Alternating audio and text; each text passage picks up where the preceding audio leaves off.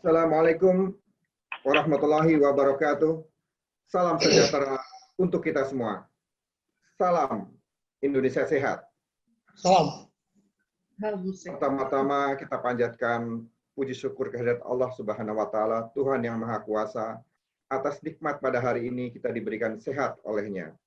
Sehingga kita dapat terhubung dalam acara webinar yang diselenggarakan oleh HIPPGUI, Habibie Institute for Public Policy and Governance Universitas Indonesia bekerja sama dengan Dinas Kesehatan Provinsi Papua.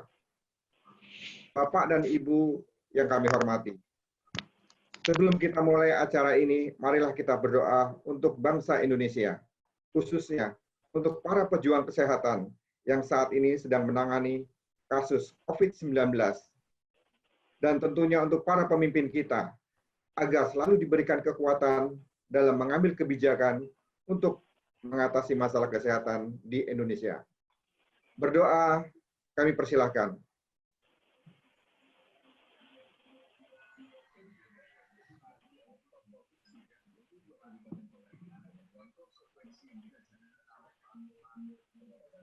Selesai.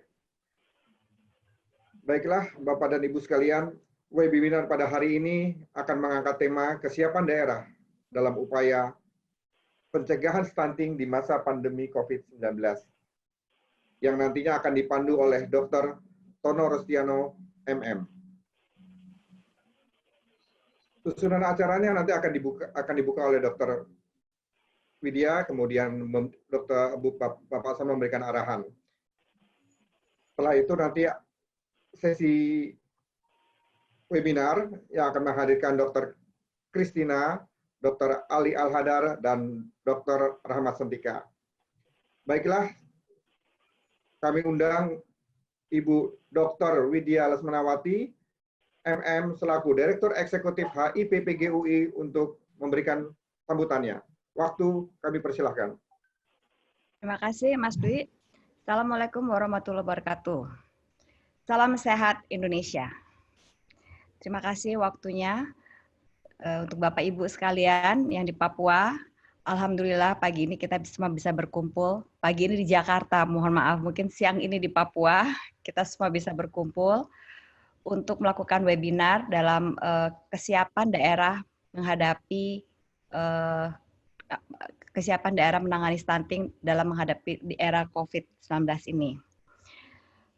HIPPG, yaitu Habibie Institute for Public Policy and Governance Universitas Indonesia, sangat senang bahwa pada hari ini kami bisa memfasilitasi Bapak Ibu semua di Papua bersama-sama dengan para narasumber, yaitu untuk Pak Salman, Ibu Dr. Kristina, dan Bapak Dr. Rahmat Sentika, Bapak Dr. Ali, dan moderatornya nanti adalah Dr. Tono Rustiano.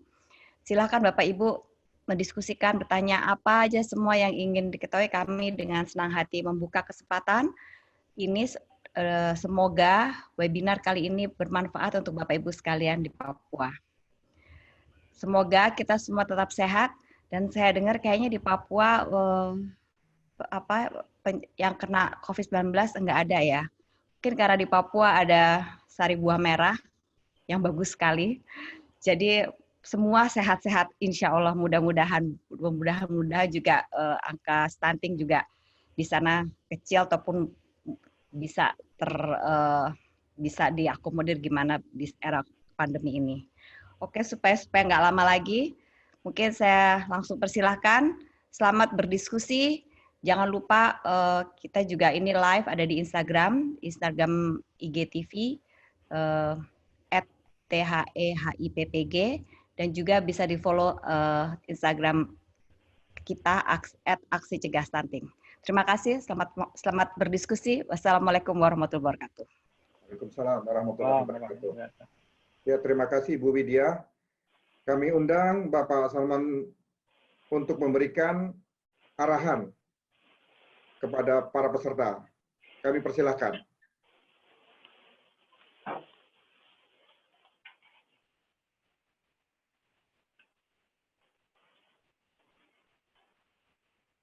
Bapak Salmon II SKM MKes adalah selaku Kepala Bidang Kesehatan Masyarakat Dinas Kesehatan Provinsi Papua. Waktu kami persilahkan Pak Salmon untuk memberikan arahannya.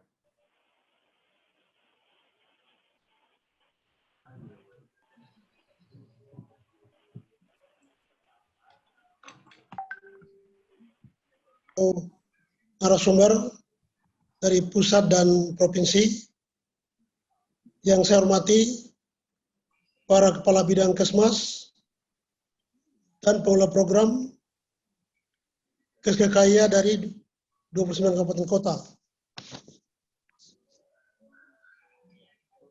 Yang saya hormati perwakilan dari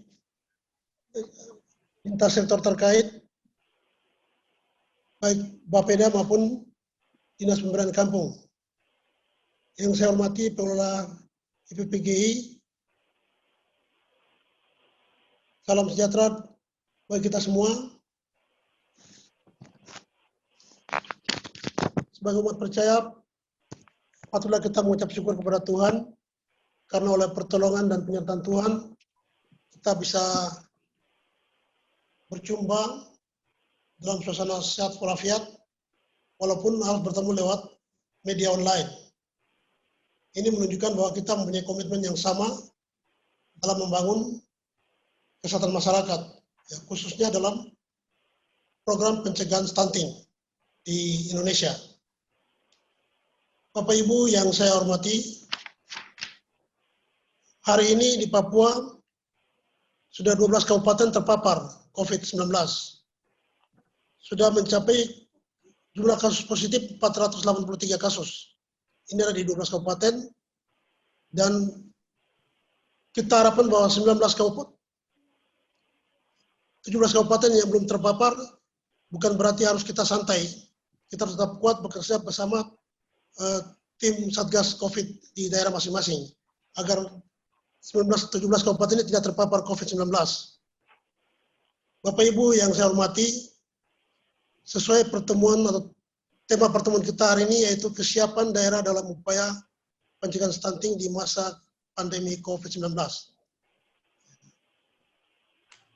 Program pencegahan stunting harus terus didorong di masa pandemi ini. Jika tidak didorong atau kurang diseriusi, akan mengancam program kesehatan secara nasional.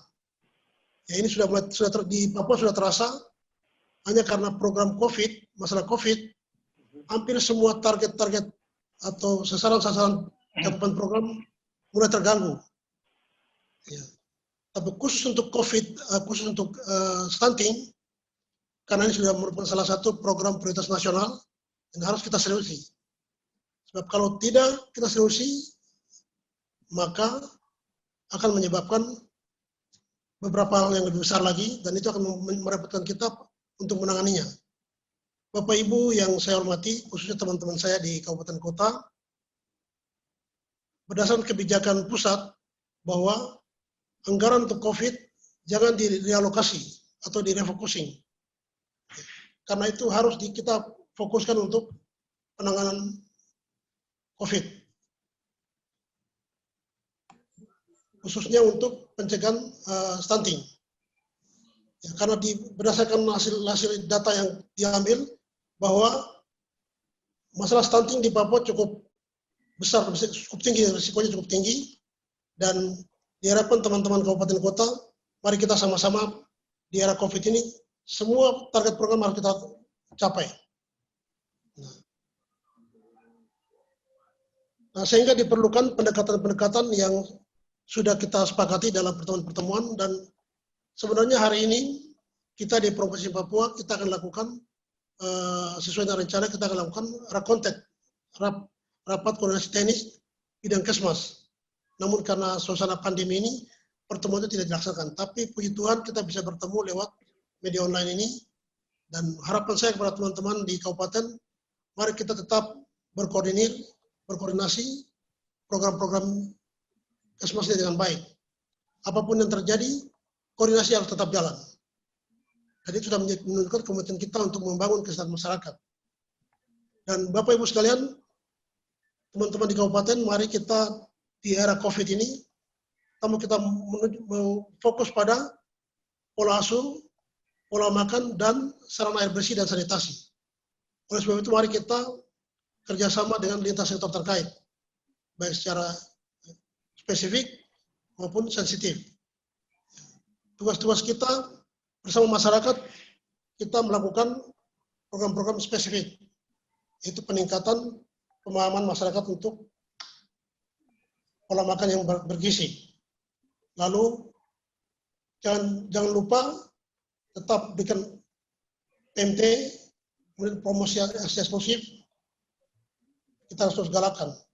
Dan kita memanfaatkan bantuan-bantuan sosial yang ada dari pemerintah, kita arahkan untuk menolong ibu hamil, ibu menyusui, dan bayi balita, agar status gizi mereka tetap kita jaga. Ya, manfaatkan bantuan-bantuan sosial untuk prioritas untuk ibu-ibu hamil dan ibu-ibu menyusui. Nah, ini harapan kami. Kemudian secara sensitif, ya kita mengharapkan kerjasama dari lintas sektor terkait sesuai dengan bidangnya masing-masing. Dinas Pendidikan dengan program PAUD-nya dan TK bisa karena itu mereka mendidik anak-anak usia balita. Dan untuk PUPR, ya kita harapkan mereka membangun sarana-sarana air bersih dan sanitasi. Nah, kerjasama ini yang bisa mendorong kita untuk bisa mencegah masalah stunting di Provinsi Papua.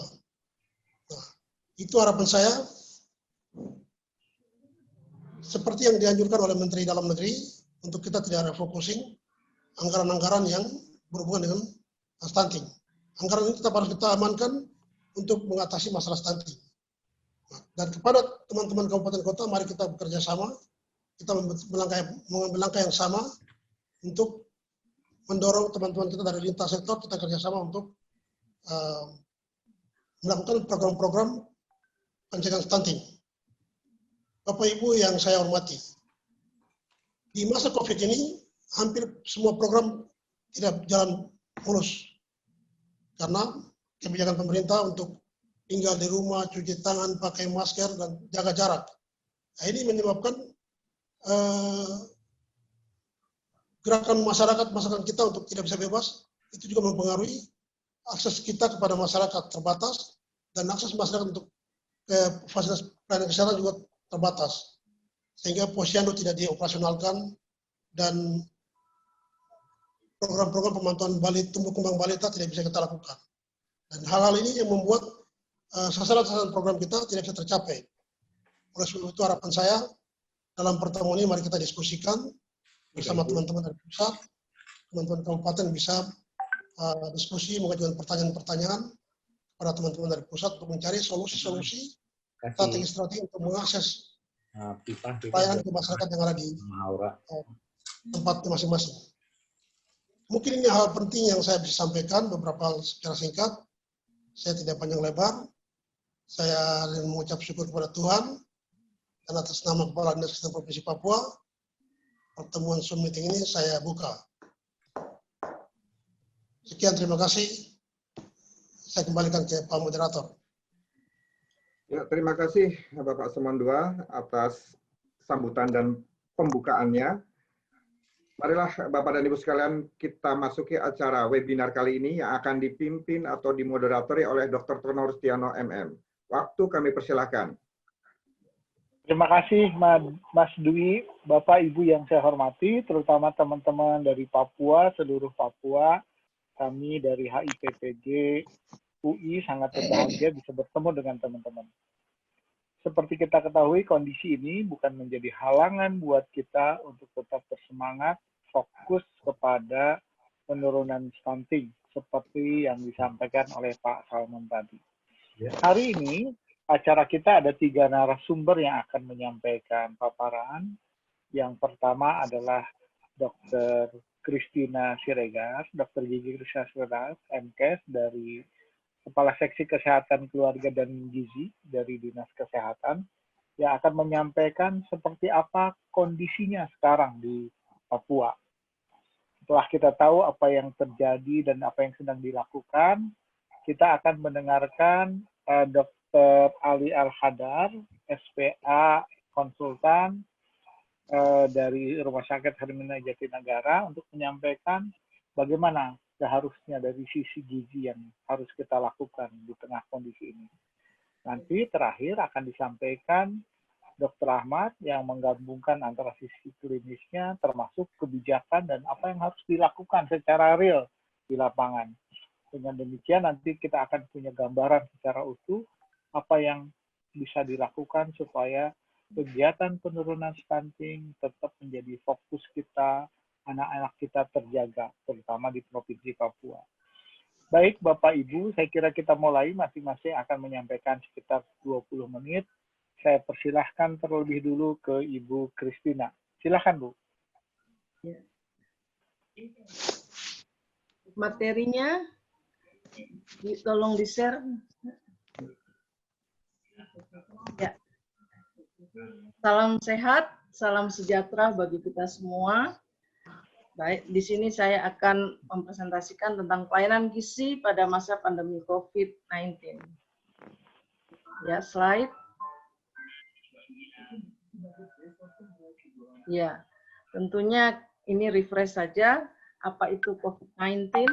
Penyakit infeksi yang menyerang saluran pernafasan yang disebabkan oleh jenis virus corona terbaru disebut novel coronavirus, dan virus ini diketahui pertama kali pada kota Wuhan sejak Desember 2019. Tanda dan gejala umum infeksi COVID-19 antara lain gejala gangguan pernafasan akut seperti demam, batuk, dan sesak napas. Nah, penularannya melalui droplet. Slide. Nah, ini kondisi Papua tanggal 16 Mei 2020, tapi sudah naik ya kasus positifnya sekarang per 19 Mei itu 483 pasien terkonfirmasi. Dan ada 12 kabupaten yang sudah mempunyai kasus positif COVID-19. Dan di sini tes PCR-nya masih menunggu hasil itu sekitar sudah 3.000-an ya, 3.000-an 49. Apakah ini ada yang tentunya mungkin ada yang positif nanti lagi. Nah, rumah sakit rujukan di Papua ada rumah sakit rujukan COVID ada 16. Slide. Ya, ini sebaran ODP dan PDP-nya. Jadi ada 3.000 sekitar 3.000-an ya. Ini tetapi kasus positif ada 17 kabupaten yang masih tidak ada, kosong. Slide lagi. Nah, latar belakangnya karena dengan adanya pandemi COVID ada kebijakan dari pemerintah pusat PSBB dan kebijakan dari pemerintah daerah Provinsi Papua karantina wilayah untuk memutus mata rantai penularan. Nah, sehingga karena adanya pembatasan pelayanan, pembatasan wilayah, maka pembatasan pelayanan juga terbatas hanya hal untuk emergensi. Nah, sementara itu bila untuk daerah yang tidak menerapkan PSBB, belum ada transmisi lokal serta mobilisasi penduduk yang minimal, pelayanan tetap dilakukan dan disesuaikan dengan pedoman yang sudah ada. Slide. Slide. Ya, oke. Jadi ini dasarnya karena adanya status tanggap darurat yang diikuti dengan kebijakan PSBB, sehingga menurunnya akses dan daya beli masyarakat terhadap pemenuhan pangan bergizi. Karena pemenuhan pangan bergizi menurun, meningkatnya risiko terjadinya masalah gizi akut maupun kronis. Sehingga dari Dinas Kesehatan ini menyesuaikan pelayanan gizi pada masa COVID-19. Slide.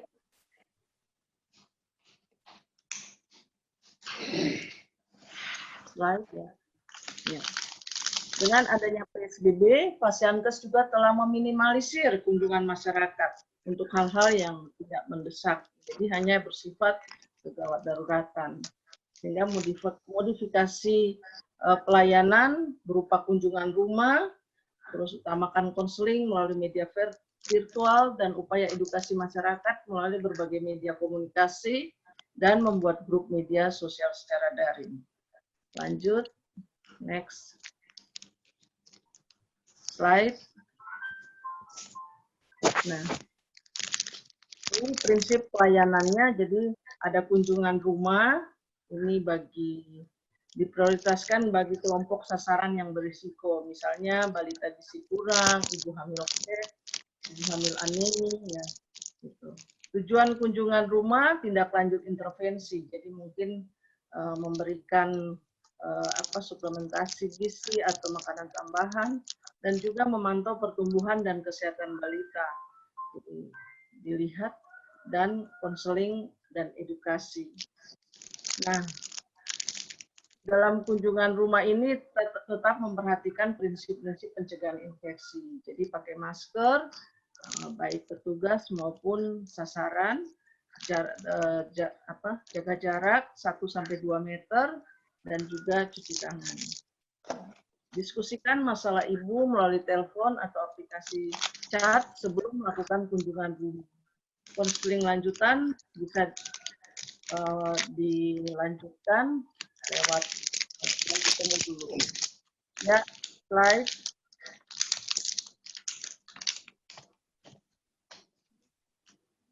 Ya. Ini jenis pelayanan gizi. Kita kan mau menurunkan atau mencegah stunting, tentu sasaran 1000 hari pertama kehidupan, mulai dari hamil sampai anak baduta. Oleh sebab itu, ibu hamil jangan anemi, ibu hamil jangan kek. Kegiatannya berupa suplementasi, pemberian tablet tambah darah pada ibu hamil, dan juga pemberian makanan tambahan pada ibu hamil kek. Kemudian untuk remaja putri, ini diberikan tablet tambah darah untuk pencegahan anemi, tetapi biasanya fokus untuk anak sekolah. Tapi karena libur, jadi kegiatannya bisa melalui janji temu dengan petugas kesehatan, diambil di puskesmas. Kapsul vitamin A ini diberikan pada saat bulan Februari dan Agustus pada bayi dan balita. Jadi bayi yang biru, balita yang merah. Untuk konseling dan edukasi, jadi anak bayi 0 sampai 6 bulan kita edukasi untuk pemberian ASI eksklusif. Dan untuk umur 6 bulan sampai 24 bulan, kita konseling PMBA. Nah, jadi ibunya harus tahu pemberian makanan bayi yang anak yang cukup, jumlahnya, gizinya seimbang, dan juga aman.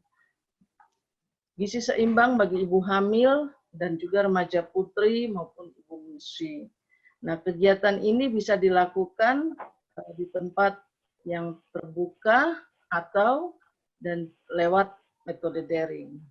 Dan kemudian kegiatan lainnya, permantuan pertumbuhan di posyandu. Kalau di posyandu ini untuk wilayah yang belum ada kasus positif dan belum ada kebijakan untuk karantina wilayah. Tetapi itu pun harus dengan persetujuan kepala desa atau RW, ya. Ya. Dan untuk penanganan balita gizi buruk, jadi balita gizi buruk yang ini dirujuk ke Fasiankes, apakah perlu rawat jalan atau rawat inap. Ya. Lanjut. Next. Slide. Ya, ini tadi juga ya, jadi ini pelayanan gizi masa pandemi COVID. Jadi kita pastikan walaupun ada pembatasan pelayanan, tetapi pastikan bahwa ibu hamil tetap mendapat tablet tambah darah, makanan tambahan, begitupun bayi tetap yang 0 sampai 6 bulan ASI eksklusif, 6 sampai 24 bulan tetap mendapat PMBA dan ASI, dan juga vitamin A, balita tetap dipantau tumbuh kembangnya, dan konseling untuk remaja tetap mendapat tablet tambah darah. Ya, lanjut. Slide.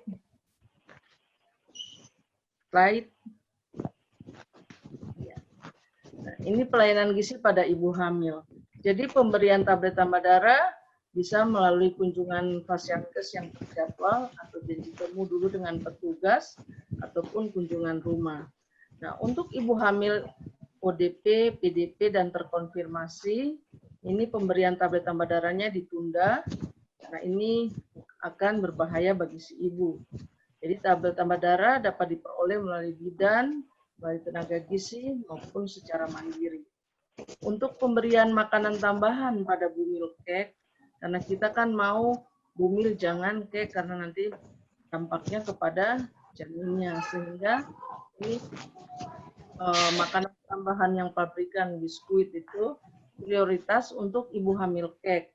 Tapi kalau stoknya cukup untuk semua ibu hamil, Ini yang saya ada polisinya, tambah polisi. makanan tambahan itu dapat diperoleh melalui bidan desa, tenaga gizi pada saat ANC terjadwal.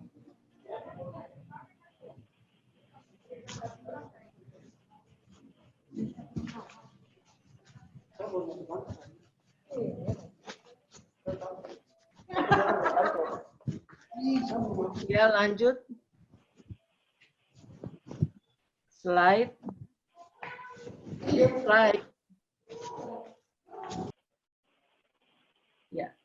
Untuk pelayanan gizi pada balita, jadi tetap kegiatan promosi dan konseling PMBA itu bisa melalui daring atau bisa melalui janji temu di rumah atau di suatu tempat, beberapa balita dikumpul, ibu balita dikumpul.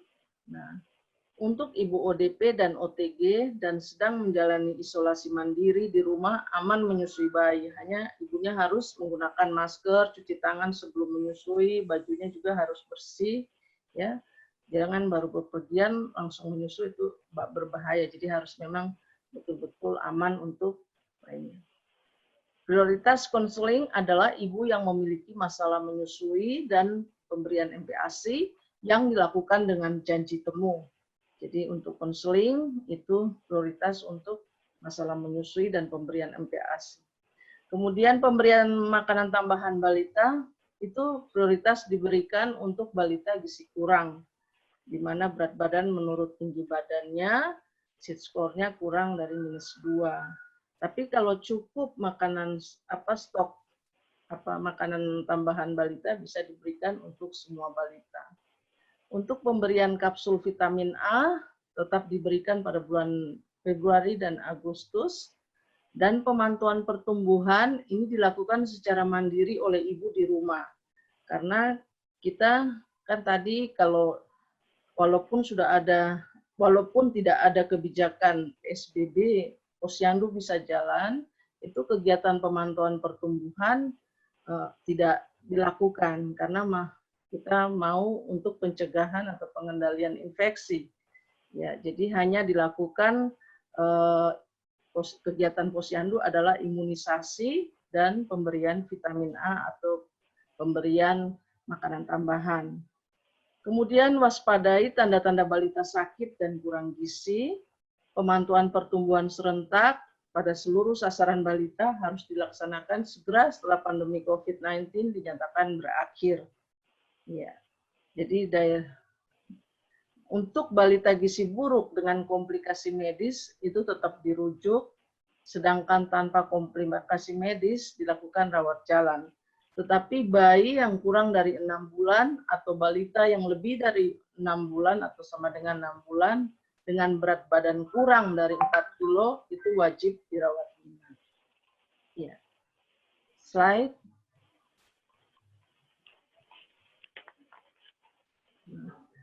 Ini pelayanan kesehatan anak di Posyandu. Jadi ada daerah yang sudah menerapkan kebijakan PSBB atau adanya pasien positif COVID-19. Nah, ini pemantauan pertumbuhan tidak menyelenggarakan Posyandu. Ya, pemantauan kesehatan secara mandiri di rumah dengan memperhatikan tanda balita yang perlu dirujuk. Jadi ini harus dekat dengan kader atau petugas, dipantau terus. Misalnya kita sudah tahu anak ini gizi kurang, kita harus tetap memantau apakah berat badannya makin menurun atau kurang nafsu makan bisa bertanya gitu sehingga perlu konfirmasi lagi. Untuk pemantauan perkembangan dapat dilakukan dengan menggunakan buku KIA di rumah. Jadi di situ sudah ada jelas menurut umurnya sudah bisa ngapain, ibu tinggal checklist ya. Dan itu nanti dikonsulkan atau ditanya ke petugas apa artinya. Kemudian untuk imunisasi dasar lengkap dilakukan di Fasiankes dengan janji temu. Ya, jadi kalau yang sudah menerapkan PSBB tidak ada kegiatan posyandu tapi dilakukan di puskesmas. Demikian juga untuk pemberian vitamin A bisa diambil melalui sebelumnya janji temu dulu dengan petugas, diambil di puskesmas. Sedangkan daerah yang belum menerapkan kebijakan PSBB atau belum ada kasus COVID-19, nah ini pertama syaratnya pemerintah daerah menentukan bisa atau tidak menyelenggarakan posyandu. Jika ditentukan bisa, prinsip mensyaratkan petugas dan sasaran sehat. Jadi yang datang ke posyandu, sasarannya ibu dan balitanya harus sehat. Kader dan petugas kesehatan juga sehat. Nah, balita dan pengantarnya memakai masker, jadi kita menerapkan pencegahan infeksi, pengendalian infeksi, jadi menggunakan masker dan kader juga memakai masker dan melakukan screening, misalnya sambil menganamnesi atau bertanya kepada ibu apakah bayi sedang demam atau apa. Di screening dan sudah itu petugas juga memakai masker. Nah, kemudian kedatangan dari balita itu juga dijadwalkan janji temu sebelum hari pelayanan supaya tidak berkerumun. Jadi dibagi misalnya 5 orang atau jadi jangan langsung banyak gitu. Jam-jamnya ditentukan. Nah, sehingga ada waktu duduknya dengan jarak 1 sampai 2 meter itu bisa ya, ada jaga jarak. Kemudian pencegahan infeksi dengan menyediakan sarana cuci tangan. Jadi di depan posyandu harus ada sarana cuci tangan. Jaga jarak antara meja 1 pelayanan dengan ada 5 meja, jadi itu jaga jarak. Kemudian pelayanan yang diberikan hanya imunisasi, pemberian makanan tambahan, dan vitamin A. Jadi pemantauan tumbuh kembang itu tidak dilakukan di posyandu. Lanjut. Slide, ya. Slide. Ya, slide. Ya, ini gambarnya ya. Jadi kursi untuk tunggu jarak 1-2 meter, jadi posyandunya ada sirkulasi mandiri. Kembali slide sebelumnya yang gambar. Ya. Ya, jadi ini ada cuci tangan, sarana cuci tangan, ya. Jadi di meja 1 pendaftaran catat di buku kohort dan buku KIA. Nah, jarak antara meja 1 dan meja 2 itu 1-2 meter. Kemudian setelah imunisasi atau pemberian mikronutrien, kemudian cuci tangan lagi. Jadi hanya dapat dihadiri petugas, anak dan orang tua atau pengasuh yang sehat. Petugas, sasaran, dan pengantar, dan semua yang terlibat memakai masker. Jadwalkan hanya untuk pelayanan imunisasi dan vitamin A dengan membagi jam pelayanan dan lakukan dengan perjanjian. Nah, ini perawatan kesehatan anak secara mandiri di rumah. Jadi kalau misalnya ibunya kurang jelas, bisa bertanya ke petugas atau ke kader, ya, menggunakan. Jadi buku KIA ini berisi informasi-informasi kesehatan. Jadi ibu bisa mengetahui, oh ini tanda bahaya.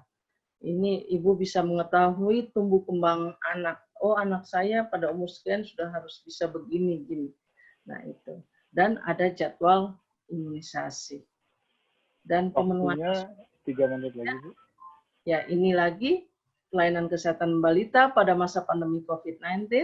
Berat badan menurut tinggi badan kurang dari -3 standar deviasi, ini persiapkan rujukan tata laksana gizi buruk.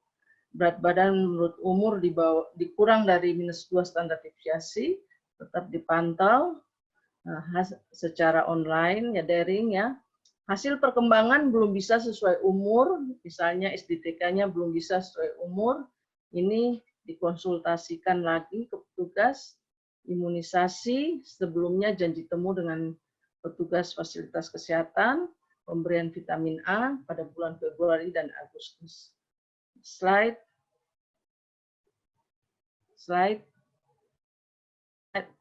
ya.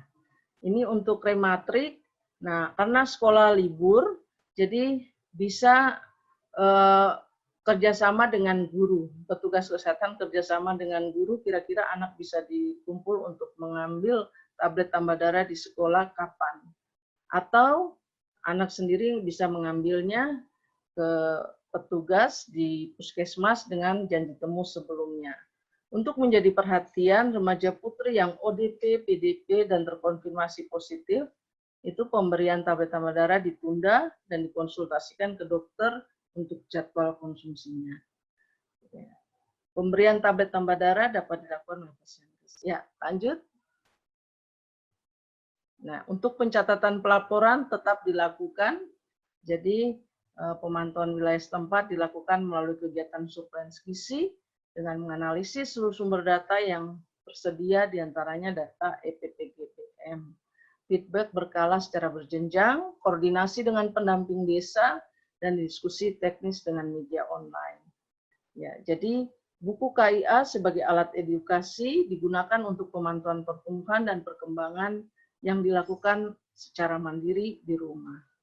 Ya, slide. Ya, ini poster-poster yang kita setelah sebarkan, poster dari Kemenkes untuk kabupaten. Ya, lanjut lagi. Slide. Ya, ini poster juga, nanti bisa dibaca dan ditempel, dibagikan ke sasaran. Lanjut, saya kira selesai ya. Ya, terus lanjut, Pak. Ya, next.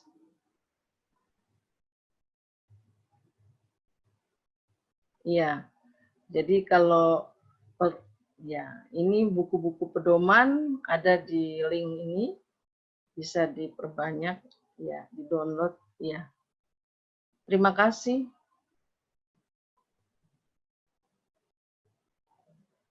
Oke. Terima kasih Ibu Christina, tadi sudah menjelaskan panjang lebar tentang kondisi yang ada di sana dan apa yang sudah dilakukan. Kelihatannya memang apa yang dilakukan sesuai dengan panduan yang ada dan nanti akan diperjelas bagaimana kondisinya. Mohon maaf karena Dr. Ahmad memang ada acara yang mendadak, Dr. Ali. Saya persilahkan ke Dr. Ahmad terlebih dulu untuk menyampaikan paparannya, kemudian juga mungkin langsung ada pertanyaan yang ditujukan langsung ke Dr. Ahmad, setelah itu baru ke Dr. Ali. Saya persilahkan Dr. Ahmad. Terima kasih Pak Tono, Dr. Christina, kemudian Kepala Bidang Kesmas yang kami hormati. Saya Rahmat Sentika, dokter spesialis anak. Hari ini akan menyampaikan terkait dengan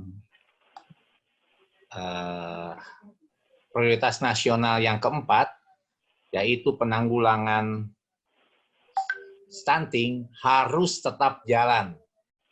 Dari penjelasan Ibu Christina tadi, saya merasakan bahwa di Papua harusnya penanggulangan stunting itu pasti berjalan dengan baik, karena semua petunjuknya sudah dilakukan. Masalahnya adalah kita tidak boleh berkumpul. Posyandu tidak boleh jalan dengan harus pakai prosedur khusus bagi kabupaten yang belum ada positifnya. Tapi bagi yang 12 sudah ada positifnya, mohon kiranya dipertimbangkan dengan memperhatikan yang tadi dijelaskan. Jadi selama pandemi COVID-19 ini, bagaimana Dinas Kesehatan Kabupaten Kota dan Puskesmas melaksanakan penanggulangan stunting, khususnya di Provinsi Papua. Petunjuknya dari provinsi tadi dari Kementerian Kesehatan sudah jelas sekali, Tinggal bagaimana si corona ini jangan sampai masuk ke anak-anak. Kemudian anak-anak juga yang sudah statusnya gizi buruk, gizi kurang, ini tetap harus mendapatkan perawatan dengan pemberian makanan tambahan dan sebagainya. Nah, sedikit saja, mohon kiranya dalam menghadapi COVID-19 ini, Bu Christina, diperhatikan 3 hal. To prevent, bagaimana kita mencegah, tadi sudah gambarnya banyak sekali, jaga jarak, tidak bersentuhan, cuci tangan, posyandu tidak aktif atau aktif dengan prosedur kesehatan, ya, beraktivitas di rumah, makan gizi yang baik, gunakan masker, dan sebagainya. Ini sudah dilakukan seperti tadi yang disampaikan. Tapi P2P, ini bagian penanggulangan penyakit, harus melakukan deteksi. Deteksinya apa? Bagi orang yang datang ke Papua harus dipastikan bahwa tidak membawa virus corona. Cegah, tangkal penyakitnya di pintu masuk provinsi, kabupaten kota, dan sebagainya. Nah, kalau perlu daerah-daerah yang sudah positif, lakukan pembatasan sosial. Yang positif itu harus dilakukan rapid test. Tadi Elis menyatakan, kalau rapid testnya reaktif, apa yang dilakukan? Diulang lagi aja kalau reaktif ya, harusnya negatif atau positif kan. Nah, seperti itu hati-hati, atau mungkin ditanyakan sudah ada hubungan kontak dengan orang dari luar tidak? Misalnya ada bertemu dengan siapa, begitu tanyakan. Yang penting adalah seluruh tenaga kesehatan harus diperiksa dulu, jangan sampai tenaga kesehatan melakukan pemeriksaan, melakukan layanan Kesmas, layanan kesehatan perorangan itu dengan persoalan-persoalan yang masih punya positif rapid test. Kemudian yang ketiga, to respond, yaitu UKP, upaya kesehatan perorangan. Di sini kan biasa dokter mengobati dimulai dengan pendaftaran, kajian awal, penerapan diagnostik, pelaksanaan, gawat darurat, sampai dirawat. Ini ada 10 langkah, bab 7 kalau di akreditasi Puskesmas. Ini semuanya harus dikedepankan yang namanya triase. Jadi triase yang tadinya ada di IGD, tolong tempatkan di depan sebelum pendaftaran dengan menggunakan APD lengkap. Karena dengan APD lengkap, insya Allah tidak akan kena dari COVID itu. Nah, disitulah ditanyakan kalau batuk, pilek, panas, kemanakan begitu ya. Dan kalau dia ada sesak, harus dirujuk. Nah, gejalanya demam, batuk, pilek, dan sesak napas. Biasa ini sering terjadi, 20%-nya sampai membutuhkan ventilator harus ada ICU yang dengan pengganti paru-parunya dengan ventilator. Sebagian besar meninggal. Nah, jadi ini hati-hati yang usianya sudah di atas 60, ada enggak asma, ada enggak gangguan PPOK, ada enggak hipertensi, diabetes mellitus, imun kompromis ya, atau setelah pengobatan kemoterapi. Jumlahnya sekarang sudah 18.000, ini tanggal 17, kemarin saya udah lihat 18.000. Angka-angka di Jakarta, di Pulau Jawa, ini angkanya hari-hari ini tuh sedang tinggi-tingginya. Kita doakan saja ini turun ke bawah, begitu ya. Nah, salah satunya kalau di ronsen foto ada namanya gelas yang pecah dan kulitnya kemerahan seperti ini. Nah, ditularkan oleh apa? Oleh droplet ini, dan droplet ini jaraknya 1 meter lah kira-kira. Dan juga hati-hati tangan kita menyentuh droplet yang tadi disentuh tadi di meja-meja, di lantai, karena itu harus dibersihkan terus droplet itu. Nah, yang penting tenaga kesehatan harus menggunakan baju APD ini.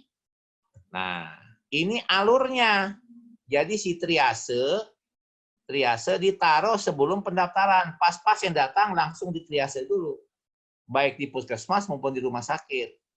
Nah, tolong yang melakukan triase ini menggunakan APD seperti ini. Asmat ya. Kalau enggak nanti kena. Nah, baru dari sini ada langkah-langkahnya. Kalau misalnya hanya imunisasi, bagus bayinya, ibu hamil diperiksa, nggak pernah ada kontak, silahkan ke jarum hijau. Tapi jangan banyak-banyak, tadi sudah jelas sekali yang melakukan ya. Nah, ini semua kalau tidak mungkin datang ke puskesmas, kalau mungkin kita lakukan home care.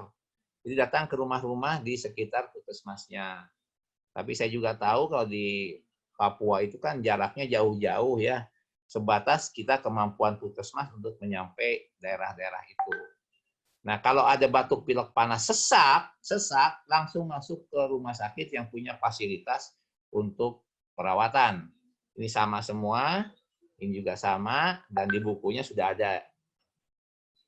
Sekarang stuntingnya. Apa sih stunting itu? Stunting itu gagal tumbuh. Pendek. Gara-garanya, ini orangnya, ini anak umurnya 2 tahun. Tapi tingginya 72. Beratnya 7,9. Jadi anak ini walaupun sudah 2 tahun, sama dengan anak 5-6 bulan. Nah, ini yang harus kita cegah. Karena itu ada gagal tumbuh pada awal kehidupan, ada gagal tumbuh pada balita setelah 2-3 tahun. Kalau dia nanti perawakannya seperti ini, otaknya tidak penuh seperti ini. Otaknya paling 25-40%, sama dengan anak umur baru lahir. Harusnya kan otaknya penuh. Nah, inilah yang menyebabkan perhatian kita agar diperhatikan makanan nutrisi ini agar jangan sampai otaknya kosong gitu. Nah, akibat dari mana tadi? Ini harus dipantau secara keseluruhan dengan buku tadi sudah jelas ya. Di sana ada grafik-grafiknya, berat badan, tinggi badan, lingkar kepala, body mass index, berat badan. Mana pilih-pilih salah satu yang bisa dipakai. Kemudian tolong diperhatikan. Maaf, sebentar. Mana tadi? Nah, ternyata dari pemantauan yang dilakukan Balitbangkes selama terjadinya krisis di tahun 98 tahun 2000, terjadi penurunan dan peningkatan dari stunting dan pendek ini pada remaja putri. Nah, dikhawatirkan pada saat sekarang ada COVID-19, dikhawatirkan angka stunting akan meningkat. Karena itu pada kesempatan ini kami nitip jangan sampai anak-anak Papua makin berat stunting dan gizi buruknya. Kita harus melakukan kegiatan. Nah, kegiatannya adalah penyebabnya kan kurang asupan makanan, status kesehatan gizi buruk ya, pola asuh dan penyakit infeksi. Tadi sudah gambar-gambarnya sudah lengkap dari Ibu Kristina sudah disampaikan. Nah, ini contohnya. Jadi kalau ketemu anak-anak ini, kalau ketemu anak-anak ini di puskesmas, tolong jangan ditangani oleh gizi, serahkan ke petugas kesehatan di puskesmas yang namanya dokter, perawat atau bidan yang sudah dilatih khusus. Nanti dokter Ali ngelatih gimana cara memberi makannya. Ini harus dikasih makan khusus nih. 2 bulan saja dikasih minum tiap hari, naik langsung berat badannya. Ya, banyak pengalaman yang kita lakukan. Bagaimana cara memberikan makanannya, nanti dokter Ali akan nyampaikan. Tapi tolong nitip anak-anak ini, saya kebetulan surveyor puskesmas, kemana-mana datang lihat, saya kumpulkan saja anak-anak ini, dan saya yakin di Papua juga banyak yang seperti ini. Mereka teriak, tolong kami segera obati, kami segera obati biar tidak pendek, dan kami kalau dibiarkan tidak akan lulus SD. Kan begitu. Ini data-datanya, ya, ini alat-alatnya tadi sudah diterangkan. Nah, jadi intinya adalah kalau ketemu sama anak-anak ini, Kementerian Kesehatan sudah minta supaya dilakukan rujukan ke UKP. Nah, bukunya juga ada ya di sana, dan di sini dalam Permenkes nomor 29 tahun 2019, tolong dibaca nanti Permenkes 29 tahun 2019, bagaimana menanggulangi masalah gizi bagi anak akibat si UKP melakukan surveillance gizi. Jadi Ibu Christine melakukan surveillance gizi, temukan kasusnya. Kalau sudah ketemu kasusnya, tolong berikan PKMK, pangan khusus, medis khusus, kasih minum. Sehari 1 atau 2 botol selama 2 bulan. Langsung naik, Bu Kristina. Berarti ini harus dibagikan kepada anak-anak balita yang gizinya kurang, gizinya buruk. Nah, kalau enggak nanti beresiko gagal tumbuh, gizi kurang, gizi baik, dan ini aturannya sudah ada. Siapa yang dimaksud yang diberikan obat-obat itu, susu-susu khusus itu, yaitu yang gagal tumbuh, yang gizi buruk, yang prematur, yang berat badan rendah, yang alergi protein, ini harus dikasih minum-minum khusus. Nah, jadi ini program intervensi yang sifatnya spesifik, yang khusus buat kesehatan. Yang tadi gambarnya kan lebih banyak pada prevensinya, mencegahnya jangan sampai terjadi stunting dan gizi buruk. Kalau saya langsung saja yang gizi buruk, gizi kurang langsung dimasukin ke puskesmas, kasih minum selama 2 bulan, naik semuanya. Contoh-contohnya ini di beberapa kecamatan, di Sumedang, di Garut, udah ada nama-namanya, by name by address. Kan ada EPBBGM ya, BGM tuh yang ada pakai komputer, nggak tahu saya di Papua pakai nggak. Nah, kalau datanya ada yang gizi buruk dan gizi kurang, tolong perhatikan dalam sekarang ini dilakukan. Nah, ini kalau ada masalah-masalah terkait ini, saya siap di WA atau di nomor HP saya 0811 831 838. Saya beberapa kali lah sering juga ke Wamena, ke Sorong, Manokwari ya, dalam berbagai macam program selama 10 tahun terakhir ini ya, seringlah ke sana. Jadi agak apal juga bagaimana caranya melakukan ketemu dengan teman-teman di Papua ini. Demikian Ibu Christina, mohon nanti disimak lagi apa sih yang harus diberikan oleh Dr. Ali. Pak Tono, silahkan. Baik, terima kasih Dr. Ahmad. Tadi sekaligus juga menjawab pertanyaan dari Ibu Elis, bagaimana caranya di tengah kondisi ini bisa tetap berjalan. Saya kira tidak panjang lebar, langsung ke Dr. Ali untuk menyampaikan pertanyaan dulu, Ton. Kalau ada pertanyaan dulu, Ton. Tadi pertanyaan sudah ada dari Ibu Elis. Saya tidak tahu apakah ada pertanyaan yang acung tangan dari teman-teman di lapangan untuk Dr. Ahmad, karena Dr. Ahmad akan memimpin acara di tempat lain. Saya lihat memang belum ada. Ya. Bu Elis, tolong diulang lagi pemeriksaan rapid test-nya karena hasilnya reaktif. Reaktif itu artinya ragu-ragu, ya. Saya doakan mudah-mudahan pada rapid test yang diulang itu negatif gitu ya. Nggak ada. Beda dengan yang tadi. Oke. Oh, Bu Titin Mantong. Tadi kan. Ini siapa yang minta? Baik, kalau begitu Dr. Ahmad nanti kalau ada pertanyaan dititipkan. Saya persilahkan Dr. Ali, waktunya sekitar 20 menit. Baik, terima kasih Dr. Tono. Selamat siang semuanya, yang terhormat Bapak Salman II dan Dr. Christina. Saya Dr. Ali dari Jakarta. Pak Dwi, mohon nanti saya yang slide yang saya yang sharing aja karena ada sedikit perubahan. Sudah kelihatan tadi, Dok. Silakan dilanjut. Oke. Jadi saya sedikit mengulas mengenai nutrisi pada masa pandemi COVID ini. Slide-nya sudah kelihatan belum? Sudah kelihatan, tinggal diperbesar. Sudah. Oke. Bisa ya. Jadi memang kita banyak kendala seperti yang sudah disampaikan oleh Dr. Christina dan Dr. Ahmad. Tapi kita usahakan supaya tidak terjadi wabah ataupun masalah gizi buruk yang sempat melanda di Papua. Jadi mungkin sedikit saya akan ulas mengenai masalah nutrisi ini pada anak balita.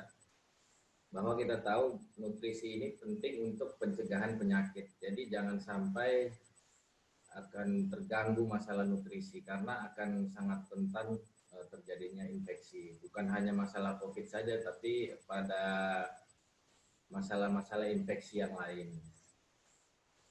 Jadi nutrisi yang baik juga akan menjamin tumbuh dan kembang dengan baik. Nah, tumbuh dan kembang yang baik ini harus sesuai dengan kurva pertumbuhan menurut usia dan jenis kelamin. Sebelum ini kita sering membicarakan mengenai masalah stunting dan sampai saat ini juga masih sering dibahas. Dan ditambah lagi dengan kendala pada masa pandemi ini, saya rasa akan memperbanyak ya masalah-masalah nutrisi. Dan saya mau menekankan kembali mengenai masalah stunting. Sedikit definisi stunting itu adalah pendek ya. Jadi yang ini adalah gambar anak yang pendek atau orang yang pendek, bukan stunting. Oke. Dokter Ali mungkin suaranya mikrofonnya lebih dekat. Oke, Ya. ya. Ya. Kalau ini bisa ya, saya lebih dekat. Ya. Jadi kalau yang ini jelas bukan stunting, tapi ini adalah anak yang pendek atau orang yang pendek. Kalau yang ini jelas adalah stunting, tapi bahasa Indonesianya tetap dibilang pendek. Ya, bahasa Indonesianya tetap dibilang pendek. Kalau yang ini bahasa Indonesianya bahasa Inggrisnya bukan stunting, tapi short stature. Jadi jangan bingung. Kalau ini pendek atau bukan, ini kita belum tahu. Kita harus merujuk kepada standarnya dari data yang ada. Jangan-jangan yang sebelah ini yang terlalu tinggi, yang sebelah kanan yang normal. Nah, kita harus lihat ke standar kurva WHO-nya.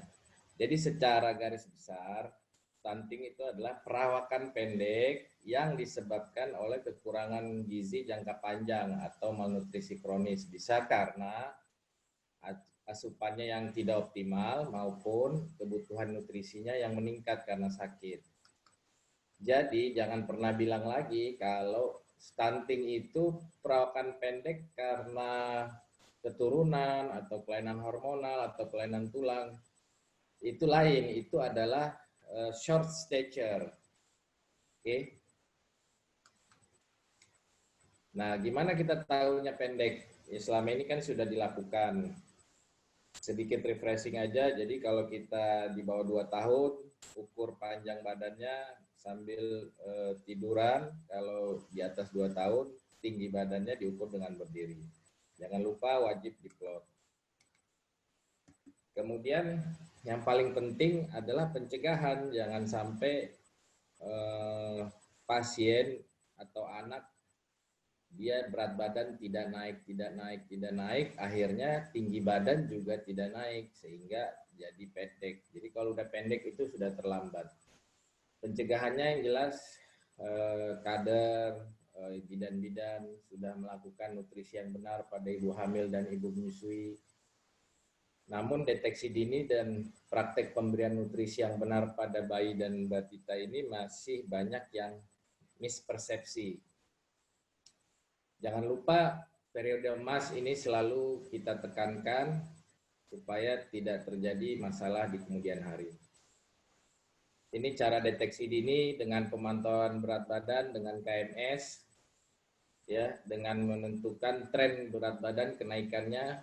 Namun ini kurang detail kalau cuma melihat garis yang rapat-rapat. Oke. Nah, ini juga salah satu contoh yang selama ini di Indonesia masih dianggap sepele, masih dianggap tidak masalah. Padahal sebenarnya sangat salah karena tidak melakukan hal seperti ini, tidak melakukan penimbangan secara tanpa busana, terutama di bawah 2 tahun untuk melihat kenaikan berat badan. Kita semua harus merubah perilaku ini supaya nanti data yang ada penimbangannya itu adalah betul-betul tidak terpengaruh oleh pakaian.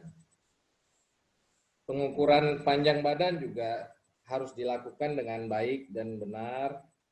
Kalau perlu 2 orang, 3 orang untuk pegang anaknya supaya kedua data ini berat badan dan tinggi badan bisa menentukan status gizi.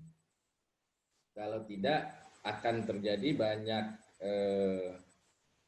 overdiagnosis atau underdiagnosis dari status gizi si anak. Ini ukur lingkar kepala, semua sudah tahu. Nah, jadi tentukan diagnosis nutrisi pasien. Itu di buku KIH halaman 67 sampai 70 ya. Jadi ingat status nutrisi balita berdasarkan tabel berat badan atau panjang badan menurut tinggi badan. Ya. Ini diagnosisnya. Alhamdulillah sudah keluar Permenkesnya tahun 2020 bulan Januari kemarin nomor 2 tentang standar antropometri anak. Jadi sekarang kalau yang belum tahu tenaga kesehatan diharapkan baca tuh, ada kalau di Google buka aja Permenkes RI nomor 2 tahun 2020, PDF-nya langsung keluar. Jadi kita diagnosis antropometri itu ingat status gizi dan perawakan. Status gizi berdasarkan berat badan, tinggi badan. Ini yang di kanan ini ya, bisa dilihat. Jadi kalau status gizi buruk, status gizi ini berdasarkan berat badan menurut tinggi badan, bukan berat badan menurut umur. Oke. Jadi status gizinya bisa gizi buruk, gizi kurang, gizi baik, gizi lebih, dan obesitas. Kemudian perawakannya bisa sangat pendek, normal, atau tinggi. Ini bisa kombinasi, dia bisa perawakannya pendek tapi gizinya baik, perawakannya pendek, gizinya obesitas, atau perawakannya normal, gizinya kurang. Ya.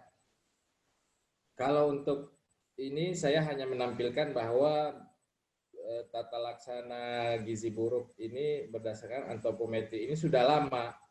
Berat badan menurut tinggi badan, bukan menurut umur. Jadi yang belum tahu bahwa Permenkes yang baru adalah berat badan menurut tinggi badan, mohon dilihat. Ini juga bukunya sudah lama, tapi Permenkesnya baru keluar tahun 2020. Ini interpretasi kurvanya, panjang badan terhadap tinggi, terhadap umur, yang merah, dan yang hijau itu status gizi berat terhadap panjang ya. Nah, diharapkan sebenarnya sebelum masa COVID ini guru-guru kami itu mencoba membuat suatu algoritma tata laksana supaya cepat terjaring anak-anak yang mulai gizi kurang atau bahkan mulai tidak naik saja sudah ditata laksana supaya tidak terjadi gizi buruk. Jadi kita harapkan tata laksana gizi itu sebelum 2 tahun. Sebelum 2 tahun sudah terdeteksi dari sejak posyandu kita rujuk ke puskesmas. Kalau perlu puskesmas kita rujuk ke rumah sakit. Diharapkan kenaikannya ini patokan adalah sebagai berikut, boleh difoto, dicamkan. Yang baik adalah kenaikan seperti ini per bulannya. Tapi kadang-kadang melihat wilayah atau daerah yang sulit atau pelayanan posyandu yang juga kadang-kadang pasiennya tidak datang setiap bulan, ada namanya tabel kenaikan berat badan. Ini dari WHO juga sudah lama ada, cuman mungkin baru diperkenalkan. Jadi ini ada tabel, saya ambil contoh yang kenaikan 1 bulan, kenaikan 2 bulan, kenaikan 3 bulan. Jadi maksudnya tabel ini mau melihat yang paling depan itu tabel yang 3 bulan, boleh Bapak Ibu sekalian lihat. Yang tabel 3 bulan contohnya dia di bulan kedua, yang baris ketiga itu ya, bulan kedua baru datang lagi dia bulan kelima. Bulan kelima itu diharapkan di persentil 50-nya itu 1.800. Tapi waktu dia timbang selisihnya kan ternyata naiknya cuma 1.500. Nah, kalau ini berarti dia sudah beresiko tidak naik berat badannya. Beresiko menjadi gizi kurang ataupun bahkan bisa menjadi gizi buruk.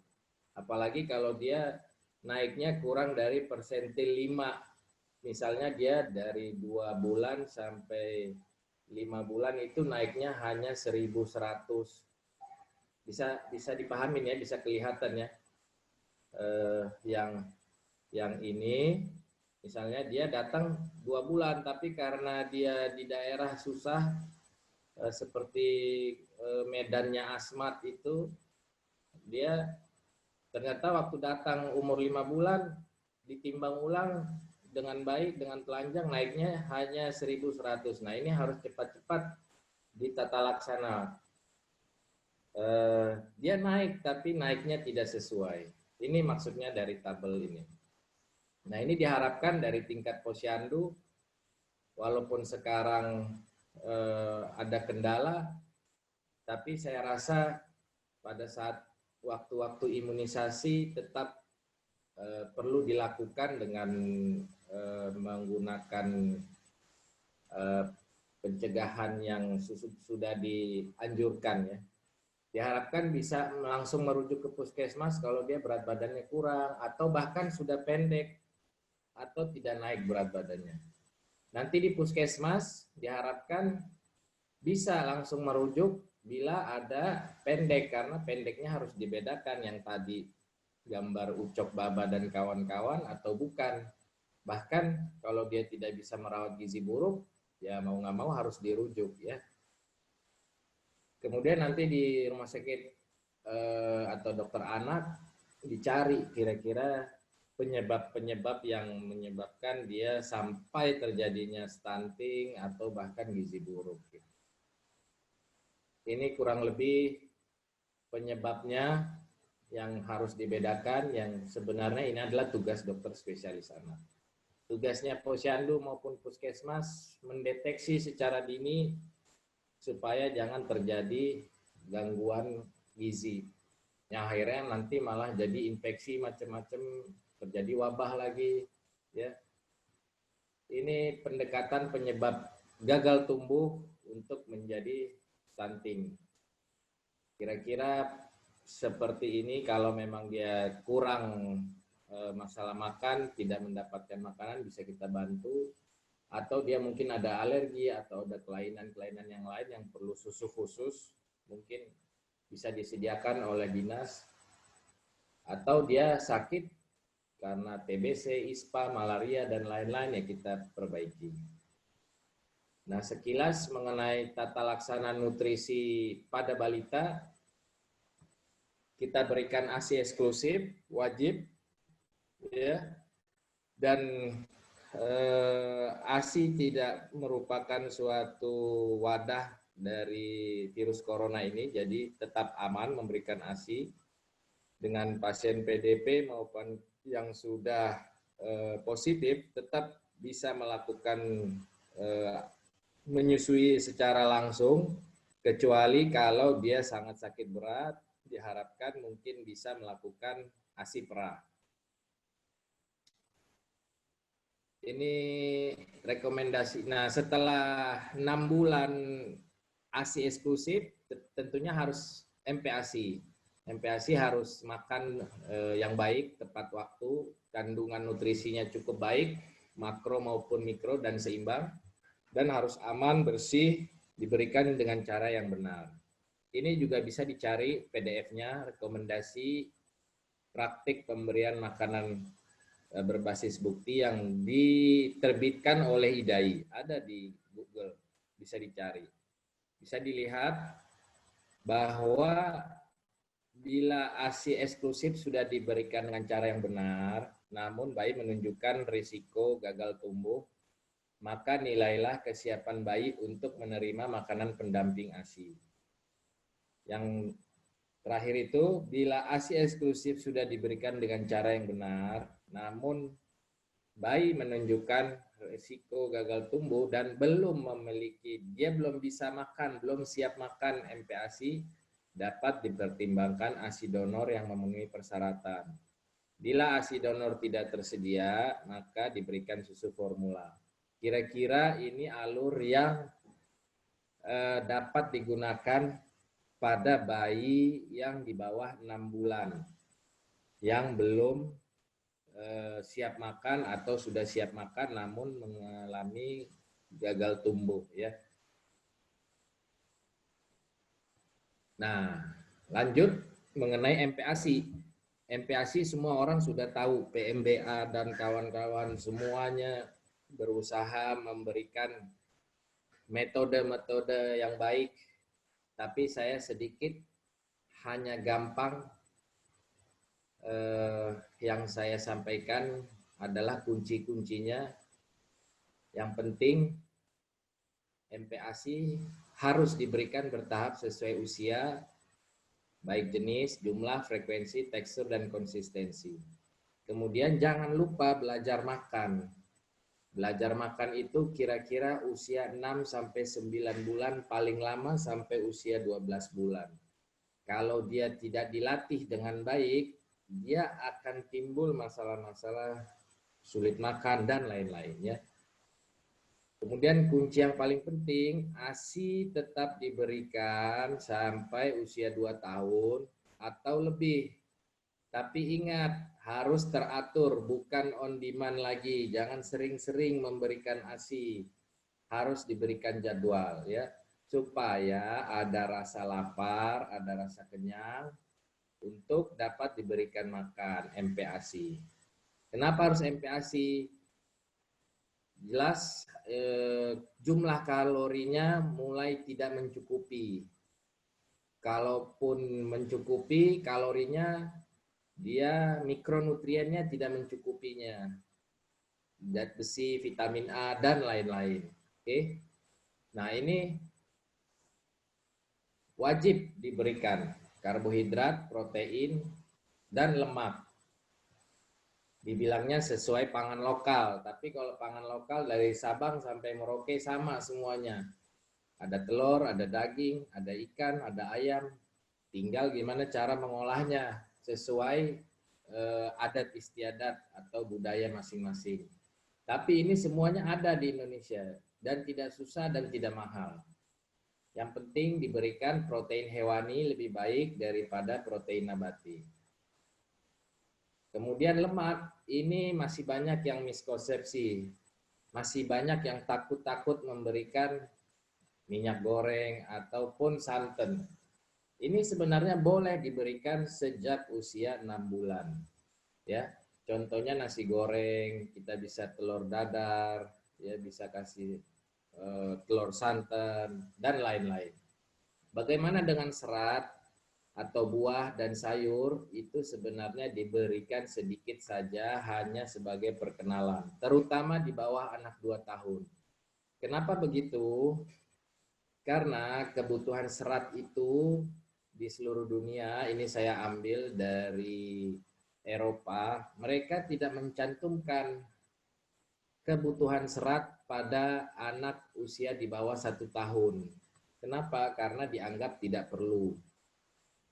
Tidak perlu karena dia pertama akan membuat konstipasi, yang kedua dia sering menyebabkan penghambatan penyerapan mikronutrien terutama zat besi, ya. Nah, ini saya ulang lagi, pemberian ASI setelah 6 bulan boleh diteruskan sampai 2 tahun, tapi tolong ingat tidak on demand lagi, tidak sesering mungkin. Jadi jangan sering-sering netek, ya. Buatlah dan ajarkan jadwal makan. Nah, ini contohnya jadwal makan secara umum, kira-kira mulai jam 6, jam 8, makan 30 menit, kemudian istirahat, nanti mulai lagi jam 8, jam 10.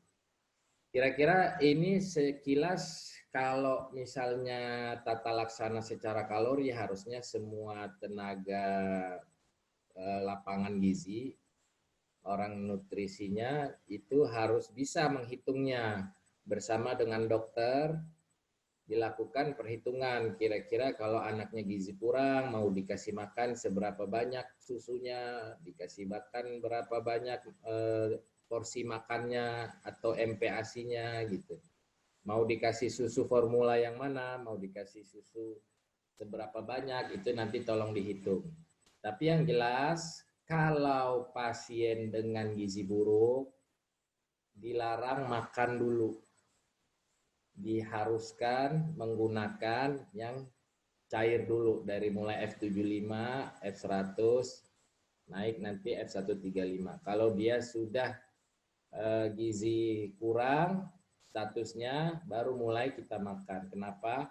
Supaya penyerapannya itu lebih baik dan kenaikan berat badannya lebih bagus. Tapi kalau pakai makan nanti biasanya akan gagal. Ini bisa dilihat, dicari di websitenya IDAI secara umum tata laksana pemberian makan, kenaikan tekstur. Tapi ringkasnya mulai 6-8 bulan bubur susu, kemudian naik nasi tim saring 1-2 bulan, naik nasi tim kasar, dan kemudian makan biasa. Saya rasa hanya itu yang bisa saya sampaikan. Sudah 20 menit lewat. Terima kasih banyak atas perhatiannya. Selamat siang. Baik, terima kasih Dr. Ali. Materinya saya kira sangat dibutuhkan dan luar biasa buat teman-teman di lapangan, mulai dari cara penimbangan, kemudian yang dilakukan di rumah juga, di posyandu, kemudian sampai di rumah sakit secara detail bagaimana cara makanan dan sebagainya. Semoga waktu kita masih ada, nanti Dr. Ali ada beberapa pertanyaan yang sudah masuk. Baik, Dok. Yang pertama soal yang di hulunya dulu nih.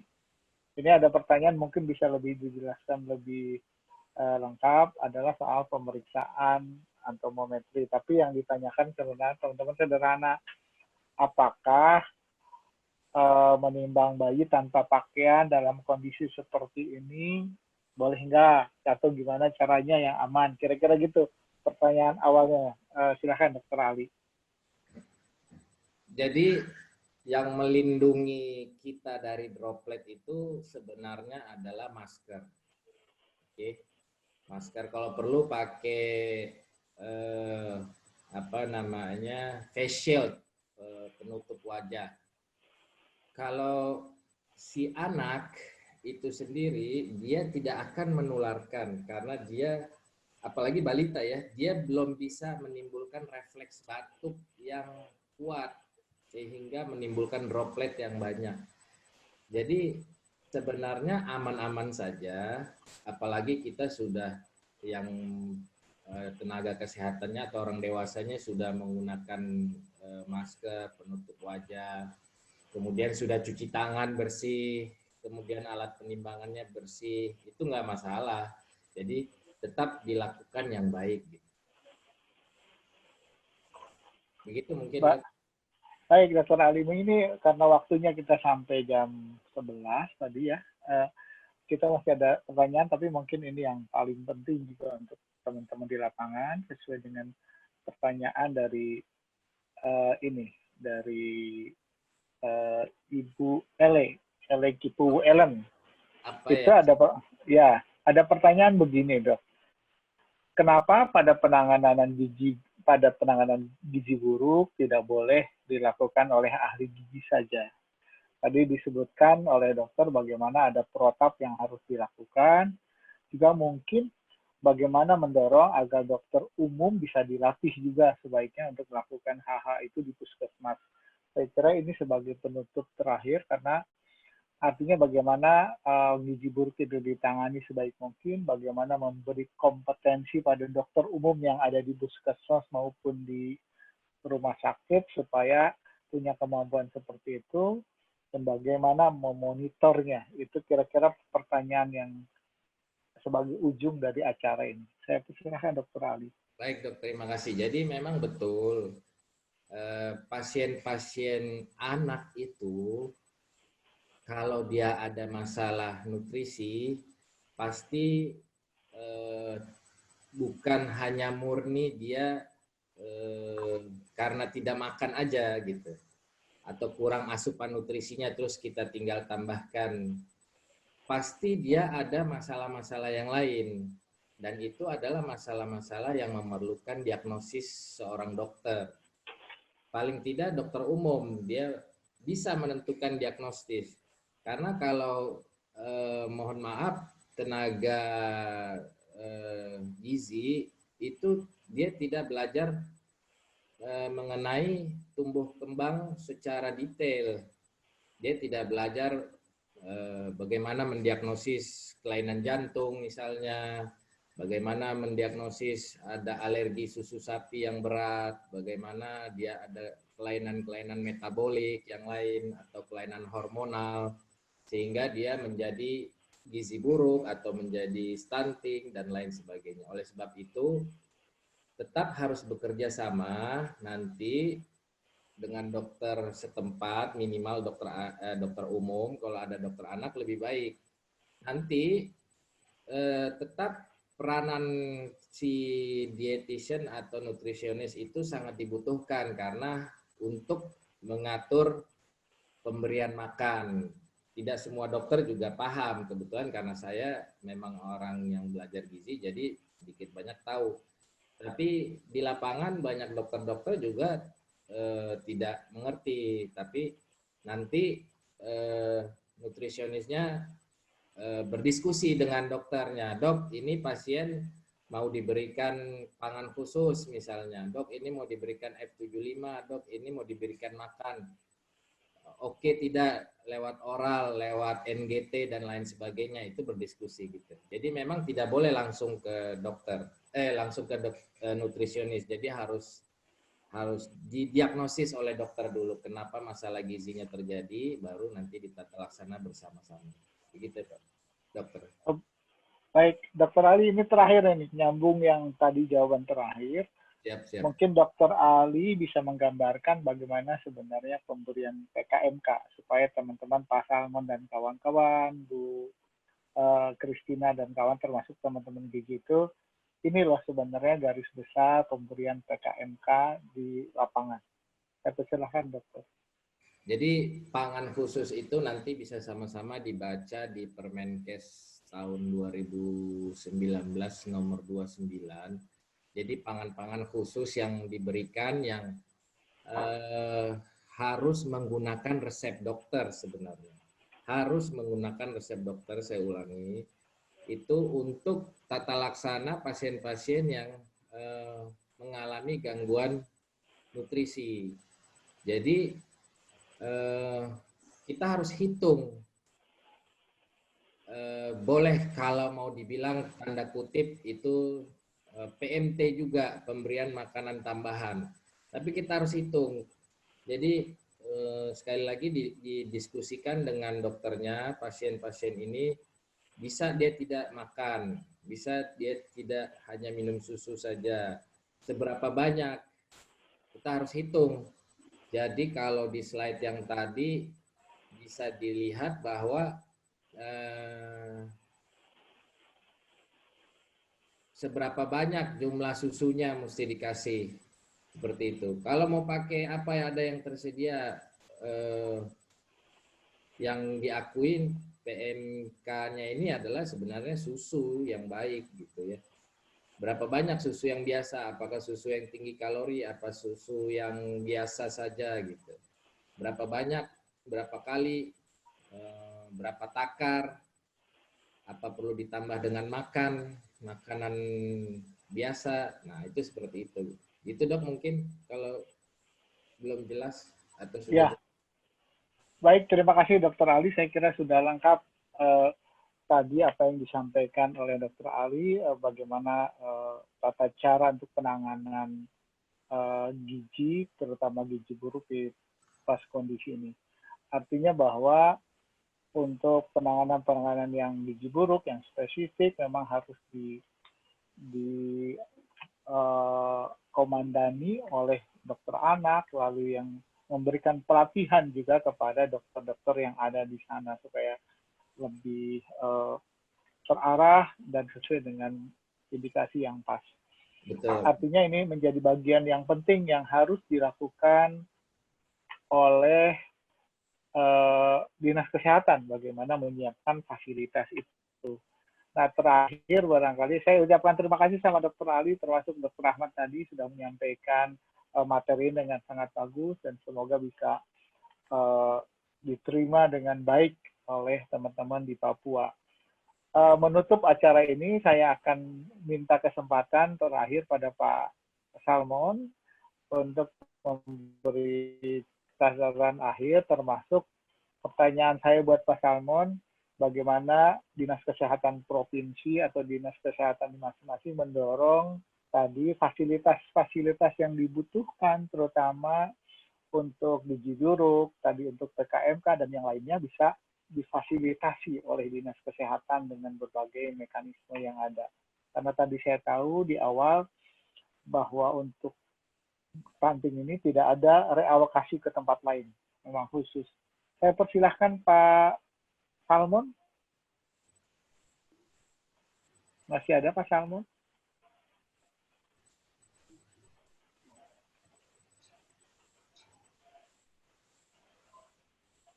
Bu Christina, mungkin bisa.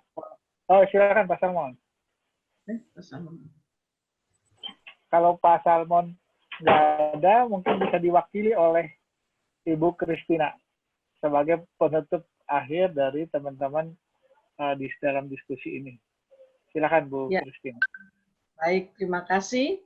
Jadi untuk menjadi perhatian teman-teman kabupaten, tata laksana gizi buruk ini sudah menjadi program prioritas untuk penurunan stunting ya. Jadi sudah didanai di dana DAK juga ya, BOK bisa digunakan, dan juga kita di provinsi untuk tahun ini kita tetap mengadakan, hanya ya karena kasus pandemi ini belum bisa, masih pesawat belum bisa ini ya, belum bisa tembus Jepra, belum ada, masih dalam situasi karantina wilayah sehingga kami belum bisa mengadakan. Tapi di tahun ini ada untuk pelaksanaan pelatihan untuk tata laksana gizi buruk. Memang timnya harus dokter, perawat, dan petugas gizi. Begitu. Tetap semangat. Baik, terima kasih Bu Christina. Artinya memang pada pelaksanaannya kami juga bisa diminta bantuan untuk bisa melatih teman-teman, termasuk memfasilitasi hal yang lain. Tapi yang dipastikan adalah bahwa anggarannya tersedia, lalu yang sangat dibutuhkan itu bisa disediakan secara real oleh Dinas Kesehatan, terutama untuk pemberian bayi-bayi yang sudah parah untuk PKMK. Baik, saya kira demikian apa yang sudah kita bicarakan. Saya ingin sebagai moderator mengucapkan terima kasih terutama pada Dr. Ali, Dr. Ahmad, dan Ibu Widya yang sudah memberikan arahan, termasuk Pak Salmon, sampaikan salam juga dari teman-teman dari HIPPG untuk seluruh Dinas Kesehatan termasuk petugas-petugas lapangan di puskesmas. Saya kembalikan kepada Mas Dwi. Terima kasih Mas Dwi. Terima kasih Dr. Tono atas panduannya memimpin acara ini. Untuk menutup acara ini langsung saja saya undang Bu Widya untuk closing statement-nya. Waktu saya persilakan. Terima kasih Mas Dwi. Saya sangat senang sekali bahwa HIPPG UI hari ini bisa memfasilitasi webinar dengan Dinas Pemerintah Kota dari Papua. Mungkin belum semuanya ya Bu Christina ya yang ikut. Mungkin kalau misalnya nanti udah ada lebih banyak lagi, bisa insya Allah kami bisa coba fasilitasi lagi yang lebih banyak lagi, karena ini mungkin hanya cuma 7 ya Bu ya. Mungkin banyak yang belum ikutan. Ya mungkin karena juga masalah waktu. Tadi pagi kami baru webinar juga. Isi juga dengan KIA. Ya. Jadi mungkin nanti lain kali kalau misalnya memang diperlukan, kami siap karena kami di sini memang untuk memfasilitasi Bapak Ibu sekalian untuk di daerah bagaimana tetap memprioritaskan pencegahan stunting walaupun di era pandemi COVID-19 ini. Saya rasa karena udah waktunya dan sebagainya, terima kasih untuk Dr. Christina, untuk Pak Salman, untuk Dr. Rahmat Sentika dan Dr. Ali, serta moderator Dr. Tono. Terima kasih atas waktunya, atas kesempatannya. Semoga nanti ke depannya kita bisa menjadi lebih baik lagi. Dan jangan lupa Bapak Ibu sekalian untuk tetap follow Instagram kita. Kita ada @aksi-cegah-stunting dan @thehippg. Jadi mengenai informasi mengenai aksi cegah stunting ada di IG tersebut, Instagram tersebut, dan mungkin ini Instagram kita bisa di-follow.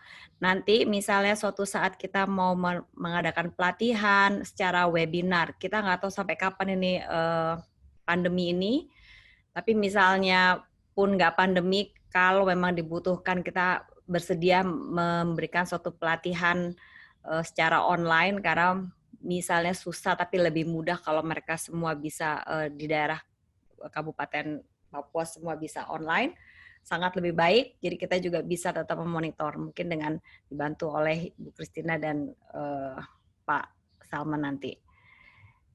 Saya rasa itu dari kami, Habibie Institute for Public Policy and Governance Universitas Indonesia. Kami mengucapkan terima kasih sebanyak-banyaknya kepada para narasumber dan Bapak Ibu sekalian, dan juga tim kami dari HIPPG yang ada di Jogja, di Gresik semua, sehingga acara ini bisa berlangsung dengan lancar. Terima kasih semuanya. Selamat berpuasa untuk yang melaksanakan puasa, dan minggu depan kita akan merayakan Lebaran, Hari Raya. Selamat Hari Raya juga. Kita ketemu lagi webinar selanjutnya mungkin awal Juni, nanti akan kami informasikan. Silahkan ikuti kami terus. Wassalamualaikum warahmatullahi wabarakatuh. Waalaikumsalam. Waalaikumsalam warahmatullahi wabarakatuh. Terima kasih semuanya. Salam untuk Papua.